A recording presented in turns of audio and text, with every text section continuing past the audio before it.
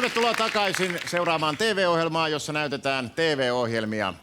Vuoden Sketsiaamon kilpailussa mukana olevalla 6 hahmolla on ollut tehtävänä valmistaa unelmien TV-ohjelma. Ennen katkoa näimme yhden. Nyt on seuraavan vuoro. Oman ohjelmansa meille esittelee Leena Hefner, omaa sukua Herppeenluoma.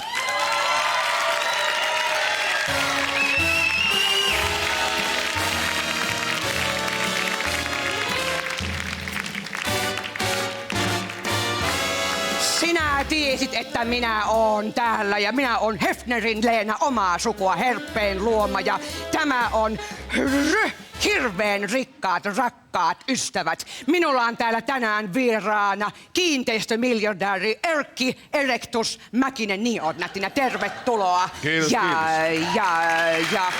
ja elämäntapaopettaja, guru, filosofi, kirjailija Rabbe Kuralov. Niin oot nättinä, tervetuloa. Kiitos. Erkki, sinä oot lähtösi hirveän kurjista oloista Posiolta maailmalle, Kemin kautta Amerikkaan. Ja nyt on omistuksessa puoli Bostonia, on Chicagoa, on Manhattania. Kerro meille tarinasi. No minähän olen ihan tavallisesta perheestä. Maanviljelijäperhe, 4 lasta. Hyi.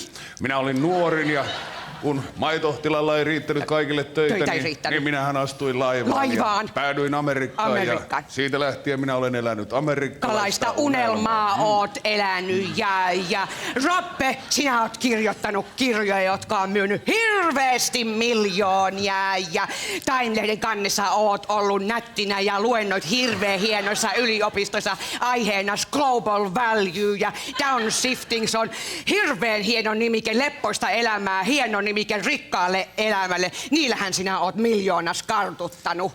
No, ne on kyllä myynyt kyllä tosi paljon. Hirveän paljon myynyt. En mä mikään miljonääri ole. Olet miljonääri. Mä olen näissä kirjoissani Jää seuraavalla pysäkillä ja Anna se pois. Niin mä oon yhdistänyt Jari Sarasvuon, Dalai Laaman, Pekka Himasen ja äitini oppeja. Oppeja oot hyödyntänyt ja hirveän rikas olet.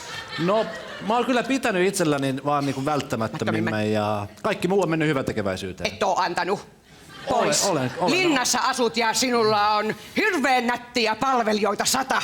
Ei kun... Mun mielestä ihmisen on löydettävä se, että mikä on se oman onnellisuuden lähde. Öljysuihku. Hodorkovski järjesti Millennium-juhlat, jossa Sampaniassa kylvettiin, oli suihkulähde siellä ja alasti oltiin koko porukka, kylvit Sampaniaa virtasi. Minulla oli siihen aikaan hermeettiset etupurjeet ja juhlat oli. Erkki, sinä muistat ne. Kerro meille imperiumistasi, on tornit Dubaissa ja rikkautta, timantteja, jalokiviä ja Leena. No. Me olemme tunteneet pitkään. Niin. Minä olen tehnyt 45 vuotta kovasti töitä ja aina minä olen menestynyt. Hotelliketjut ja kiinteistökaupat ja lentokoneyhtiöt, kaikki ne ovat toimineet voittoisesti. Viime syksynä minä olin tällaisella metsästyssafarilla Aasiassa. Ja me ammuttiin siellä varsijousella. Mitä nämä on nämä valkomustat eläimet? Se on zebra. Pandoja. Hirveän pehmeä karva. Tämä opas sanoi sitten minulle, että Erkki, pysähdy ja ajattele. Ja minä pysähdyin ja ajattelin.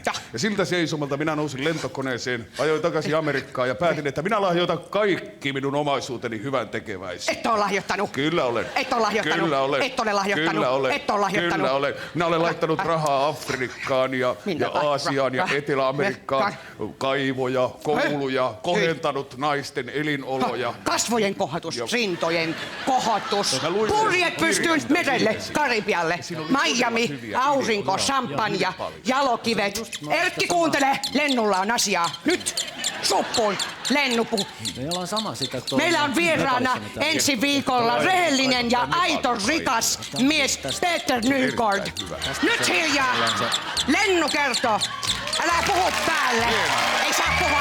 Mitä?